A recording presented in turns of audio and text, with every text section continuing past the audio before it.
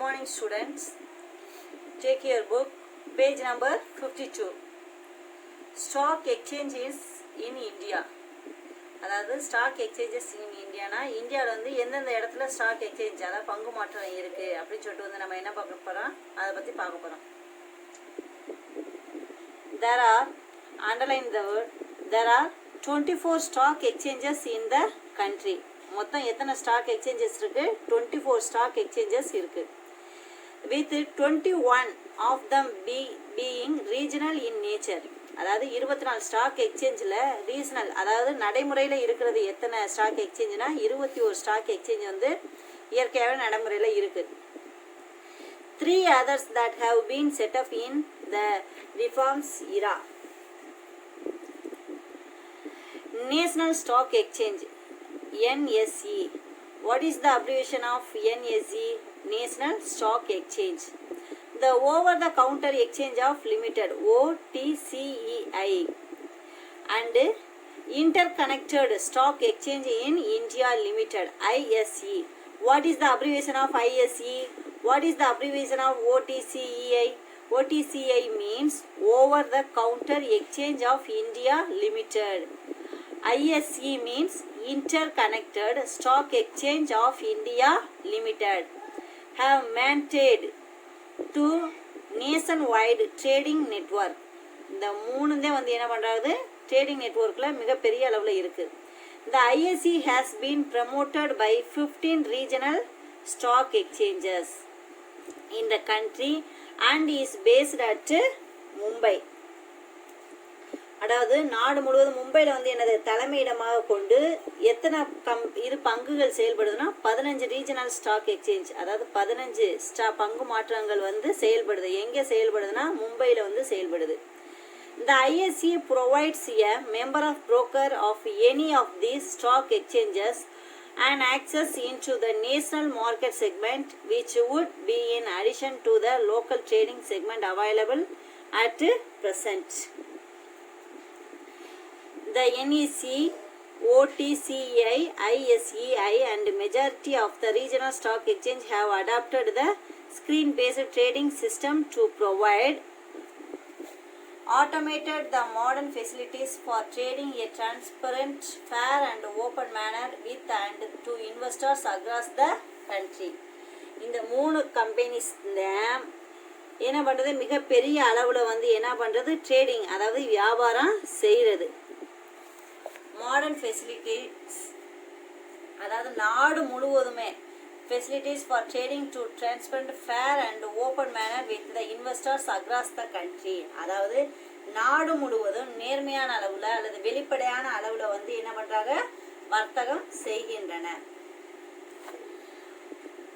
இந்த பாக்ஸை பாருங்கப்பா. Following are the names of the various stock exchanges in India. அதாவது ஸ்டாக் எக்ஸ்சேஞ்சஸ் இன் இந்தியாவில் வந்து எத்தனை ஸ்டாக் எக்ஸ்சேஞ்சஸ் எங்கெங்கே இருக்குது இந்தியாவில் அப்படின்னு சொல்லிட்டு வந்து என்ன பண்ணியிருக்காங்க சொல்லியிருக்காங்க.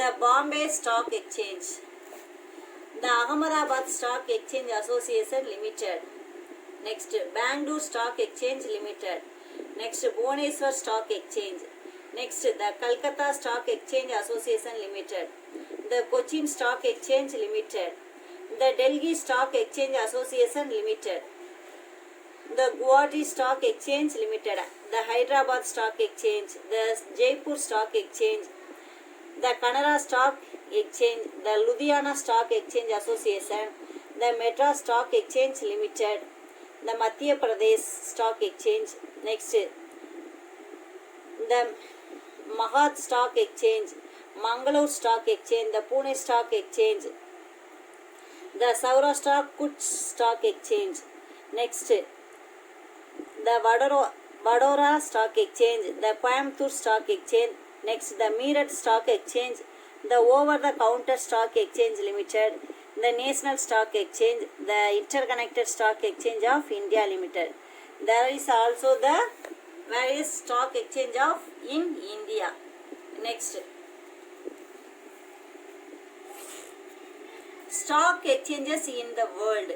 அதாவது நம்ம பார்த்த பாக்ஸ் என்னன்னா இந்தியாவில் எந்தெந்த ஸ்டாக் எக்ஸ்சேஞ்ச் இருக்குன்னு சொல்லிட்டு பார்த்தோம். ஆனால் இது எப்படின்னா டாப் 10 ஸ்டாக் எக்ஸ்சேஞ்ச், அதாவது உலகத்திலேயே ஒரு 10 ஸ்டாக் எக்ஸ்சேஞ்ச் வந்து என்னது டாப் லெவலில் இருக்குது. அது என்னென்ன அப்படின்னு சொல்லிட்டு பாருங்கள். As on January 31st, 2017, the 10 biggest stock exchanges in the world by market capitalization of listed securities are. அதாவது ஜனவரி 31, 2017 பிக்கஸ்ட் பெரிய அளவில் ஸ்டாக் எக்ஸ்சேஞ்ச் பங்கு மாற்றம் உலகத்தில் இருக்குது. அது எந்தெந்த ஸ்டாக் எக்ஸ்சேஞ்சுன்னு சொல்லிட்டு வந்து சொல்லியிருக்காங்க. இந்த New York stock exchange located in வந்து என்னது New York city. Next NASDAQ short for the National Association Securities Dealers Automated Quotation. இதனுடைய லொக்கேட்டடும் வந்து இங்கே இருக்குது, நியூயார்க் சிட்டியில் தான் இருக்குது. நெக்ஸ்ட் வந்து என்னது லண்டன் ஸ்டாக் எக்ஸ்சேஞ்ச் லொக்கேட்டட் வந்து London. Tokyo stock exchange formal known as the Japan. இதனுடைய லொக்கேஷன் வந்து இங்கே இருக்குது, ஜப்பானில் இருக்குது. Next Shanghai stock exchange located in வந்து ஜாங்கிலே சைனாவில். நெக்ஸ்ட் யூரோநெக்ஸ்ட் இது வந்து எங்கே இருக்குன்னா யூரோப்பில். Next Hong Kong stock exchange located எங்கே இருக்குது, ஹாங்காங்கில் இருக்குது. Next Shenzhen stock exchange located வந்து என்னது சின்சன், அதாவது சைனாவில் இருக்குது. Next TMX group the Canadian stock exchange is located Toronto கனடாவில் இருக்குது. Next Bombay stock exchange located in Mumbai. அதாவது இந்த 10 ஸ்டாக் எக்ஸ்சேஞ்ச் வந்து என்னது உலகத்திலே நம்பர் 1 மிகவும் ஃபேமஸான ஒன்று. இந்த 10 ஸ்டாக் எக்ஸ்சேஞ்சை நீ என்ன பண்ணிக்கிறிய பார்த்துக்கிறிய. எது சப்போஸ் இது வந்து என்ன பண்ணலாம், ஒன் வேர்டு கொஸ்டின் மாதிரி மேட்ச் மாதிரி கொடுத்து கேட்கலாம். Next types of speculators. ஸ்பெகுலேட்டர்ஸ்னா என்னப்பா, ஸ்பெகுலேட்டர்ஸ் மீன்ஸ் வந்து என்னது ஊக வணிகர்கள். அதாவது இப்போ நம்ம பிஸ்னஸில் பங்கு மாற்றத்தில் இருக்கும்போது ஊக வணிகர்கள் என்ன பண்ணுவாங்கன்னா, ஊக வணிகர்கள் அவங்கள எப்படி சொல்லலாம்னா, ஒரு சில பேர் வந்து என்ன பண்ணுவாங்க, எப்படா அமௌண்ட்டு கூடுது நம்ம எவ்வளோ லாபம் சம்பாதிக்கலாம் அப்படின்னு சொல்லிட்டு வந்து இருப்பாங்க. அதே மாதிரி வந்து இந்த ஸ்பெகுலேட்டர்ஸ் அதாவது மிருகங்களுடைய பெயர்களை கொடுத்து என்ன பண்ணியிருக்காங்க, இந்த ஊக வணிகர்களை ஒப்பிட்டிருக்காங்க. அதை பற்றி தான் இப்போ நம்ம அடுத்து பார்க்க போகிறோம். Types of speculators. Speculators means வந்து என்னது ஊக வணிகர்கள். Speculators in a stock market are of different types.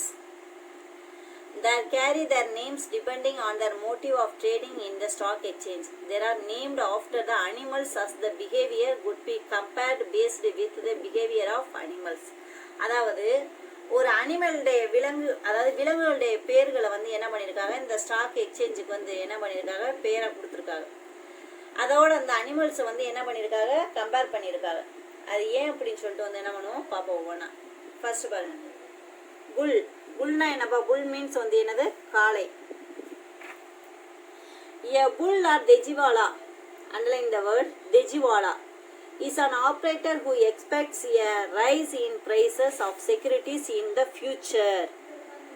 அதாவது ஃப்யூச்சரில் எதிர்காலத்தில் வந்து ப்ரைஸஸ் அதாவது விலைகள் வந்து என்ன பண்ணும் ஏறும் அப்படின்னு சொல்லிட்டு வந்து என்ன பண்ணுறது, இவர் வந்து எப்போவுமே எதிர்பார்த்து கொண்டு இருப்பார்.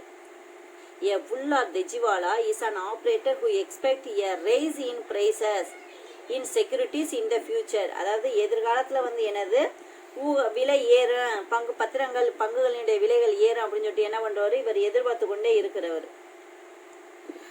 In anticipation of prices rise, he makes purchase of shares at present and other securities with the intention to sell at higher prices in future.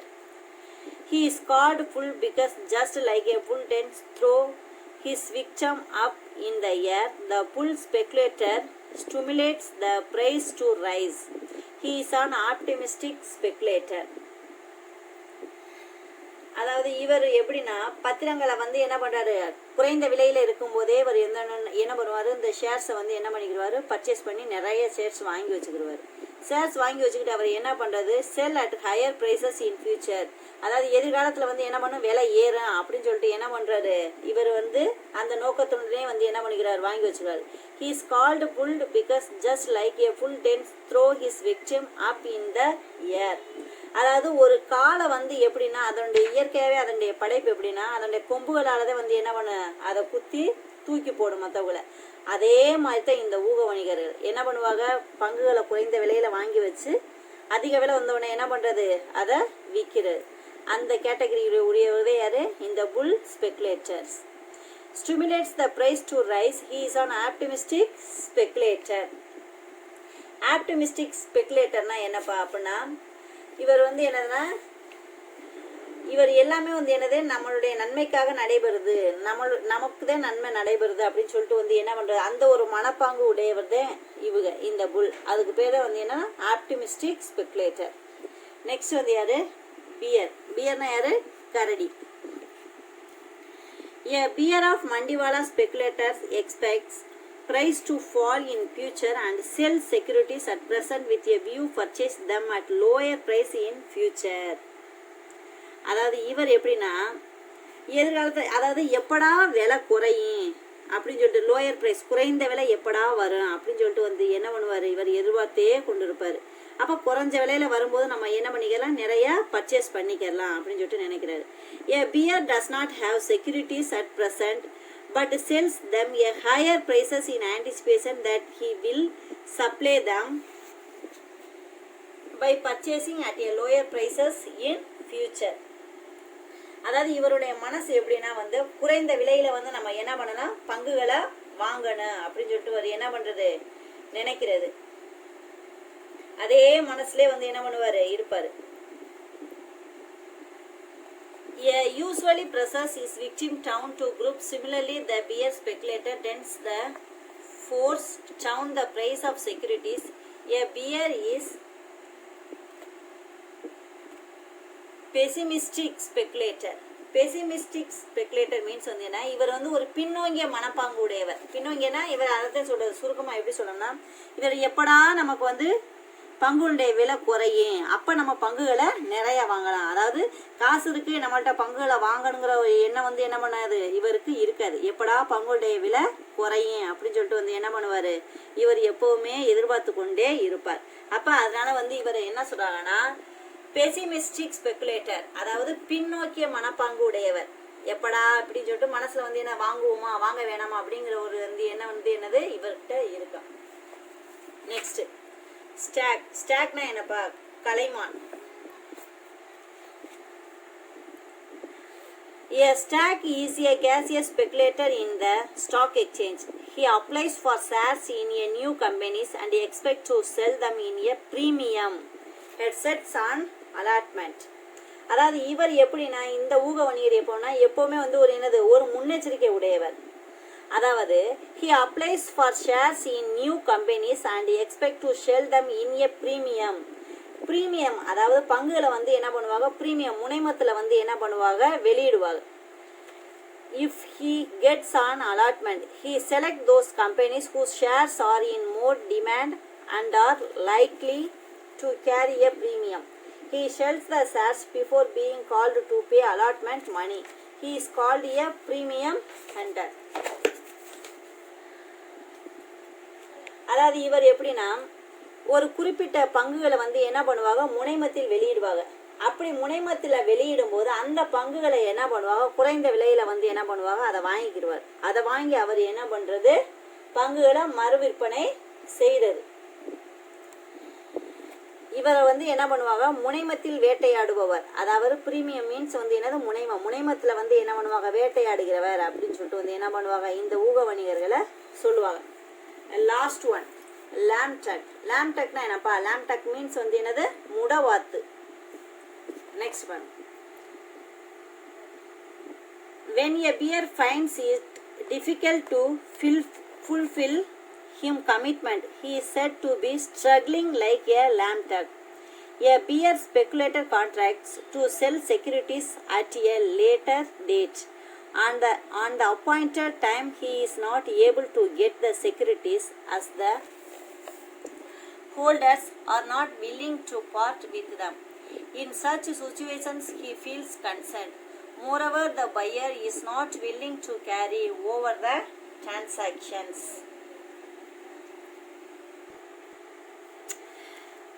இவர் எப்படின்னாப்பா என்ன பண்ணுவார், பங்குகளை வாங்கி வச்சுக்கிடுவார். பங்குகளை வாங்கி வச்சுக்கிட்டு இவர் என்ன பண்ணுறது, பங்குகளை கொடுப்போமா வேணாமா அப்படின்னு சொல்லிட்டு வந்து என்ன பண்ணுறது, யோசிச்சுக்கிட்டே இருக்கிறது. அப்போ வீட்டிலே வந்து என்ன பண்ணுறது, பங்குகள் ஃபுல்லாக முடங்கி போய் கிடக்கு. அதுக்குதான் வந்து என்ன பண்ணுறது, இவர் வந்து முடவாத்து, அதாவது முடவாத்து வணிகர்களோட என்ன பண்ணுறாங்க, ஒப்பிடுகின்றனர். Next, stock exchanges versus commodity exchanges. The key difference between commodity exchanges and stock exchanges is that commodity exchanges is an exchange where commodities are traded, where stock exchange is an exchange where stock brokers and investors buy and or sell stock bonds. Underline the words brokers and investors buy and or sell stocks, bonds and other securities. Next, stock exchange versus commodity exchange. This is 5 mark question, very important question. Stock exchange na enappa பங்கு பரிவர்த்தனை, commodity exchange na பண்டமாற்று பரிவர்த்தனை. அதாவது இது ரெண்டுக்கும் உள்ள பங்கு பரிவர்த்தனைக்கும் பண்டமாற்று பரிவர்த்தனைக்கும் உள்ள வேறுபாடுகள். First meaning, stock exchange is one important constituents the capital market. இது வந்து என்னது ஒரு மூலதன market. Stock exchange is an organized market for the purchase and sale. இங்க வந்து என்ன நடக்கும், வாங்குறதும் நடக்கும் விற்கிறதும் நடக்கும். Purchase and sale of industrial and financial security. It is convenient place where trading is securities conducted in a systematic manner. இங்க எப்படின்னா, a commodity exchange is an exchange where commodities are traded. Tradable commodities fall into the following categories. இங்கே என்னென்ன எக்ஸ்சேஞ்ச்னா metals, for example gold, silver, copper. இங்கே next வந்து என்னது அக்ரிகல்ச்சரில் பார்த்தோம்னா rice, வீட்டு, அந்த மாதிரி என்ன பண்ணுறது இங்கே எக்ஸ்சேஞ்ச் பண்ணுறது. நெக்ஸ்ட் பாருங்கள் ஃபங்க்ஷன். ஃபங்க்ஷன் மீன்ஸ் வந்து என்னது பணிகள். ப்ரொவைடிங் ஈஸி மார்க்கெட்டபிலிட்டி, அதாவது இங்கே வந்து என்னது சந்தையிடுதல் வந்து மிகவும் ஈஸியான ஒன்று ஸ்டாக் எக்ஸ்சேஞ்சில்.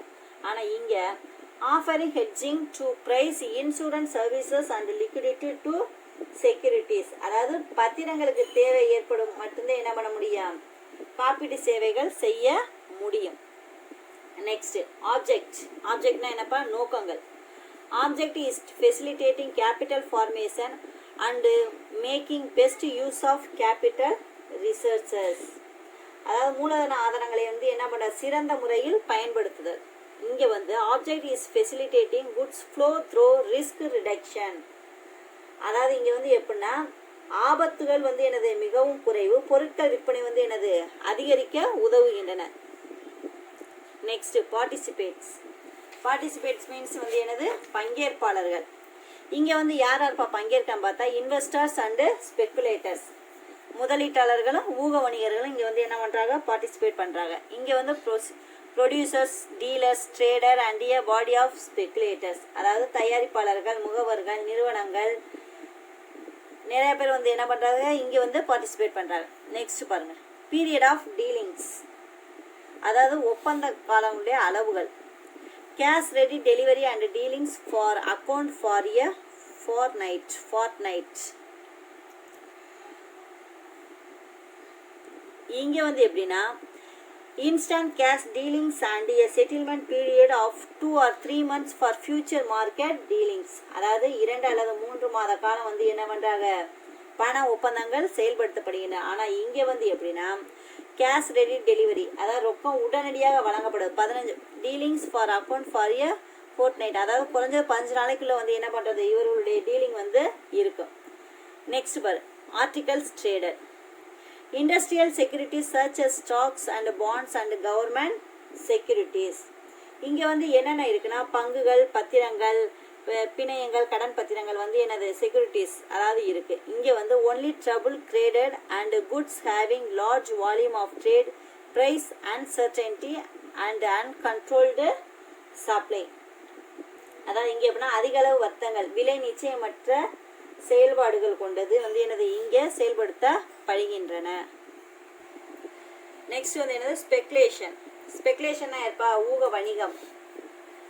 Speculation ensures saleability of securities affording a broad ready liquid and continuous market of securities. இங்கே வந்து என்னது தொடர்ந்து என்ன பண்ணுறது செயல்படுறது. இங்கே வந்து speculation ensures assumptions and absorption of price risk, அதாவது விலையில் வந்து என்ன பண்ணுறது ஒரு இடர்பாடு வந்து என்னது உத்தேசமாக தான் இங்கே வந்து என்ன பண்ணுறது செயல்படுறது.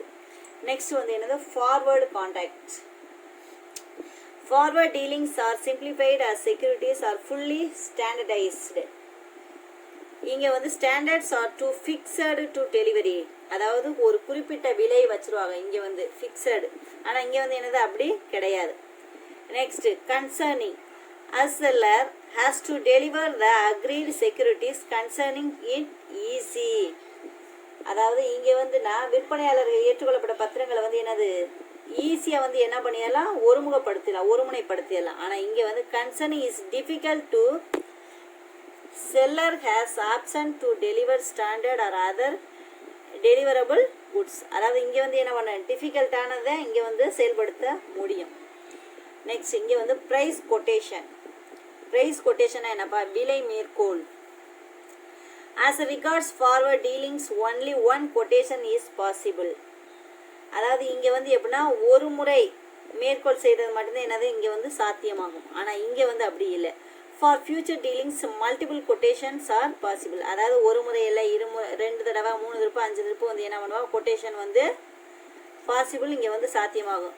ஆனால் இங்கே வந்து என்னது ஒரே ஒரு டைம் மட்டும்தான் வந்து என்ன பண்ணும், கொட்டேஷன் செல்லுபடி ஆகும். Next recent development in stock exchanges. அதாவது பங்கு சந்தையுடைய தற்போதைய வளர்ச்சி. The structure of stock market in India has undergone a vast change due to the liberalization process initiated by the government. A number of new structures have been added to the existing structures of Indian stock exchanges. A brief description of these structures in the Indian stock market system is presented below. அதாவது என்ன சொன்னால் பங்கு சந்தையில் வந்து என்னது தற்போதைய வளர்ச்சி வந்து என்னது இந்தியாவில் வந்து அடைந்து கொண்டே வருகின்றன. அதோடைய ஒரு சிலர் வந்து என்ன பண்ணியிருக்காங்க கீழே கொடுத்துருக்காங்க. அதை பற்றி நம்ம என்ன பண்ண வரோம் இப்போ பார்க்க போகிறோம். நேஷனல் ஸ்டாக் மார்க்கெட், அதாவது தேசிய பங்குச்சந்தை முறை. National stock market system was advocated by the high-powered group on the establishment of new stock exchange headed by Sri Barwani, popularly known as the Barwani Committee. At present, the national stock market in India comprises the following. அதாவது Sri MJ Barwani அப்படிங்கிற ஒரு தலைமையில் வந்து என்ன பண்ணுறாங்க, ஒரு குழு வந்து ஏற்படுத்துகிறாங்க. அந்த குழுவில் ஏற்படுத்த பங்கு சந்தைகள் என்னென்ன அப்படின்னு சொல்லிட்டு என்ன பண்ணியிருக்காங்க கீழே கொடுத்துருக்காங்க. National stock exchanges of India limited, stock holding corporation of India, national clearing and depository system. Next securities trading corporation of India. Next national securities depository limited. First one, national stock exchanges, அதாவது இந்தியாவின் தேசிய பங்குச்சந்தை, இந்தியாவினுடைய தேசிய பங்குச்சந்தை. NSE was incorporated in November 1992. அதாவது இந்தியாவினுடைய தேசிய பங்குச்சந்தை அதாவது முதல்ல எப்போ ஆரம்பிக்கப்பட்டதுன்னா 1992. It is a country-wide screen-based online and order-driven trading system. அதாவது இவங்க முதல்ல எப்படி ஆரம்பிக்கப்பனா ஆன்லைன் சிஸ்டத்தில், அதாவது ஆன்லைனில் தான் என்ன பண்ணிக்கலாம் ட்ரேடிங் பண்ணிக்கலாம் அப்படின்னு சொல்லிட்டு என்ன பண்ணியிருக்காங்க ஆரம்பிச்சிருக்காங்க. It uses satellite link to spread trading throughout to country, thereby connecting members scattered at over in India. அதாவது நாடு முழுவதுமே வந்து என்ன பண்ண உறுப்பினர்களே வியாபாரம் செய்து கொள்ளலாம் அப்படின்னு சொல்லிட்டு வந்து என்ன பண்ணுறாங்க இவங்க பண்ணுறாங்க. த்ரோ கம்ப்யூட்டர் நெட்வொர்க், அதாவது குறிப்பிட்ட கணினி தகவல் தொடர்பு மூலம் வந்து என்ன பண்ணுறாங்க throw computer network member orders for buying and selling. ஒரு குறிப்பிட்ட தூரம் என்ன பண்ணுறாங்க கம்ப்யூட்டர், அதாவது கணினி மூலியமாகவே வந்து என்ன பண்ணிக்கலாம் பொருட்களை வாங்கிக்கலாம் விற்றுக்கலாம் அப்படின்னு சொல்லிட்டு வந்து என்ன பண்ணுறாங்க. Within prescribed price are matched to central computer with each other and instantly communicate to the trading member. NSE to who segments, example checked segment and capital segment. அதாவது தேசிய பங்குச்சந்தை என்ன பண்ணுறாங்க 2 பிரிவுகளாக பிரிக்கிறாங்க. அதாவது கடன் பிரிவு, நெக்ஸ்ட் வந்து என்னது மூலதன பிரிவு. It has uncuts in transparent, screen-based and used friendly trading the global standards. It has revolutionized stock trading in India. And next,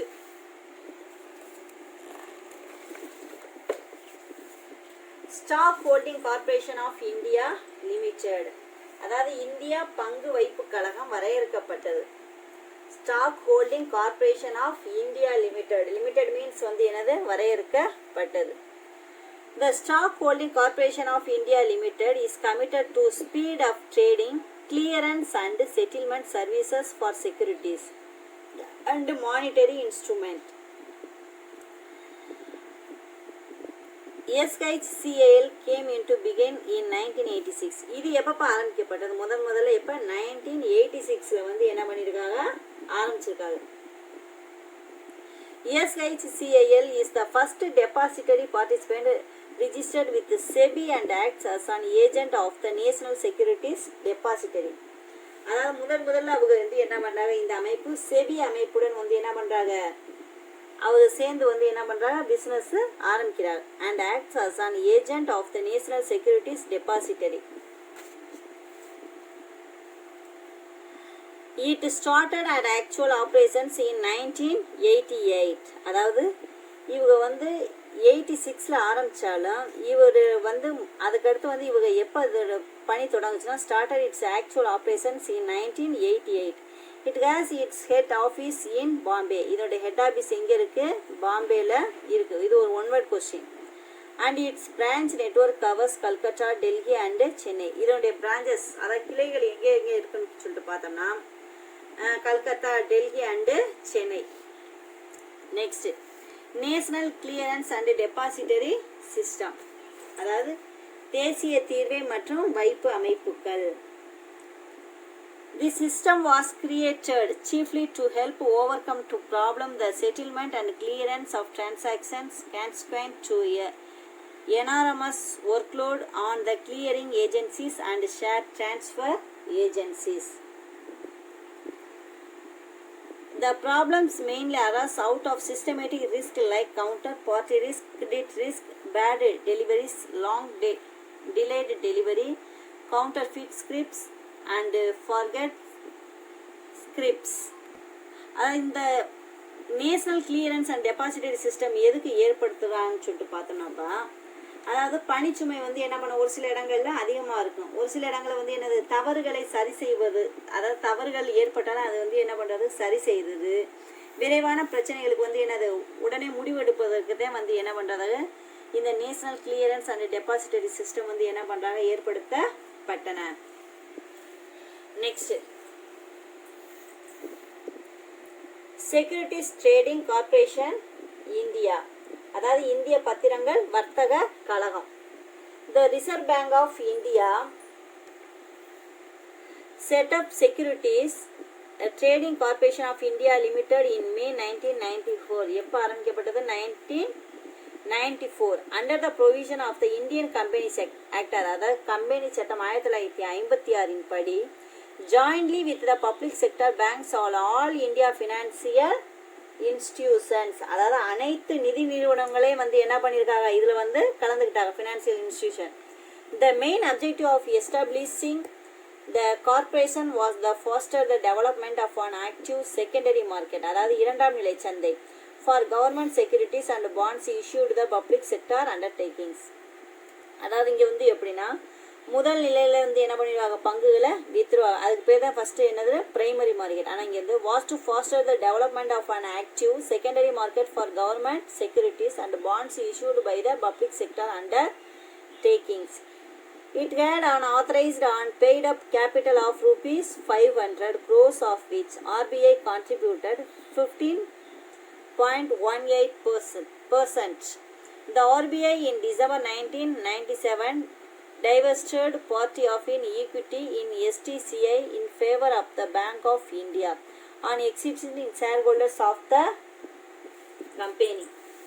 அதாவது முதல்ல வந்து என்னது, இதனுடைய செலுத்தப்பட்ட மூலதனம் எவ்வளவுனா 500 crores, அதாவது 500 கோடி வந்து என்ன பண்ணுறாங்க, முதலீடாக செலுத்துகின்றனர். அதில் வந்து இந்திய ரிசர்வ் வங்கியிடம் வந்து எவ்வளோ, அதாவது ஆர்பிஐயிடம் வந்து எவ்வளவு வழங்கப்பட்டதுன்னா 18% வந்து என்ன பண்றாங்க, இந்திய ரிசர்வ் வங்கியால் வந்து என்ன பண்ணிருக்காங்க, ஆர்பிஐட்ட கொடுக்கப்பட்டது. Next, national securities depository limited, தேசிய பத்திர வைப்பகங்கள். The Government of India enacted the Depositories Act in August 1996. அதாவது 1996 ஆகஸ்ட் மாதம் வந்து என்ன பண்றாங்க, இது வந்து தோற்றுவிக்கப்பட்டது. Paving the way of setting up in depositories in India, thus pioneering the concept of depositories and ushering in an era of paperless settlement of securities. National Securities Depository Limited was integrated as the first depository of India. முதல்ல வந்து எப்போ அவங்க first integrate பண்ணுறாங்கன்னா, India in November 8, 1996. Trading in dematerialized securities on the National Stock Exchange commenced in December 26, 1996. The Bombay Stock Exchanges BSE also extended the facility in trading in dematerialized securities from December 29, 1997. அதாவது இங்கே வந்து எப்படின்னா 1997 December 29 வந்து என்னது முதல்ல வந்து என்ன பண்ணுறாங்க, காகிதமில்லா பங்கு பரிவர்த்தனை பம்பாய் சந்தை என்ன பண்ணது முதல்ல ஆரம்பிக்கப்பட்டது. அதாவது எந்த ஒரு பேப்பர் ஃபெசிலிட்டிஸ் எதுவுமே இல்லாமல் வந்து என்ன பண்ணுறாங்க, இங்கே வந்து ஆரம்பிக்கப்பட்டது. This lesson was very very very important lesson. Next வீடியோவில் வந்து நான் உங்களுக்கு கொஸ்டின் வந்து குறித்து அதை வந்து உங்களுக்கு காமிக்கிறேன். Okay, thank you students.